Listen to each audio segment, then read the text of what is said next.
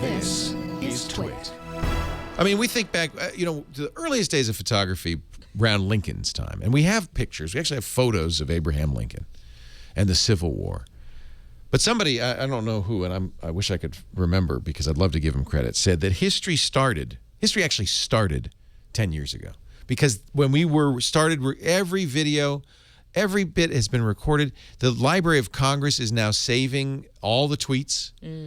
The amount of material, raw material, a historian 100 years from now will have, the detail they'll be able to really sense what it was like to live in this time. So in a way that we can't do. Oh, more granular than ever before. But you've seen that selfie of Lincoln, right? Where Lincoln did not take a selfie. What are you talking about? Seen it, right?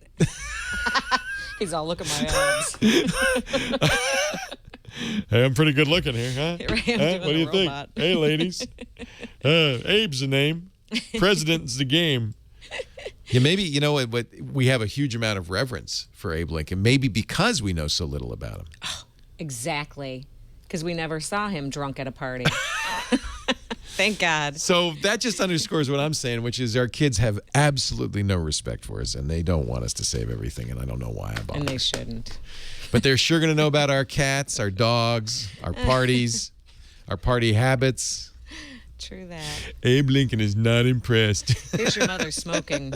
She was pregnant with you there. No, I think I have that picture. You got me with the Abe Lincoln selfies. That's what cracked me up. That started it all. Wow.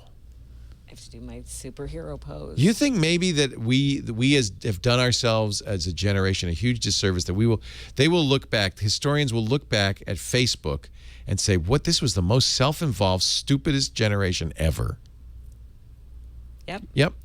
They tattoo and pierce everything and photograph everything. I think that, frankly, previous generations have benefited from our lack of knowledge about how they really lived. Mm-hmm. And if Perhaps we really knew...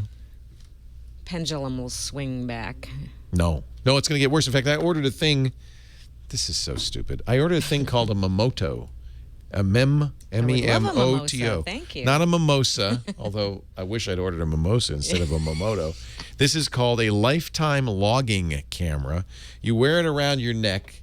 It's not out yet. It's $279. It includes 1 year of life logging cloud service. This thing it's a little camera that takes a picture every 30 seconds of everything you're doing. Everything.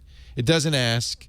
It doesn't make a sound. It just sits on your collar and takes a picture of everything you do and uploads it. That's wild. Yeah. It's making me think of the dash cameras, and they're having police wear it's like that. cameras, I think. It's like that, except that it doesn't, dash cameras only the last 30 seconds or whatever. So if you have a crash, you can go back and look at it. This records everything. I mean, is it something that lawyers will probably use? No, it goes back to a guy named Gordon Bell, who I have a huge amount of respect for. Gordon Bell was one of the founders of the Digital Equipment Corp. He was a great computer engineer, a legend. I think he's still alive. He is a legend. And he was I think he's at Microsoft Research right now. But his wife Gwen got serious Alzheimer's and passed away. But he was thinking a lot because of that about the idea of memories and of remembering your life. And he wrote a book, actually, about this whole idea of recording everything.